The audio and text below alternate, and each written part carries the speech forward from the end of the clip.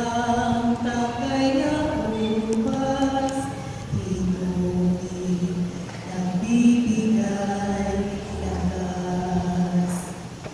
Manalangin kayo mga kapatid ng pagkailangan ng Diyos sa mga kapagnalihan. At ang ginawa ng Panginoon ang pag-aayos sa iyong mga kamay sa kapurihan at karangalan sa ating kapakinabangan at sa buong sa kanyang banal. Magsitayo tayo. Manalangin po tayo.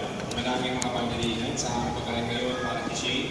Idulog namin kanya ng mga makaharap sa pag-uupong ngayong mga may anak sa klinitis na may habang.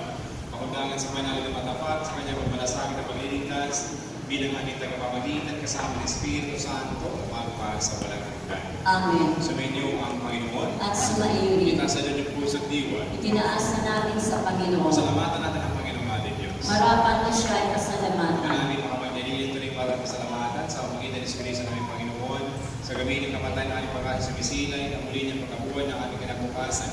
Loob namin lumalakas ng aming tinitiyak ng mamatay ni Lipas dito ang aming wakas.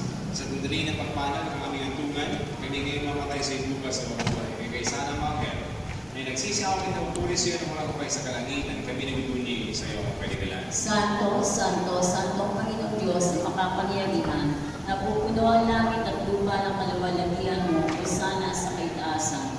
Pinagpala ang nakaliligaw sa ngalan ng Panginoon o sana sa kaitaasan. Pagsilod mo ang lahat. Ang manaming banal, ang buwan ng kabanalan, kahit sa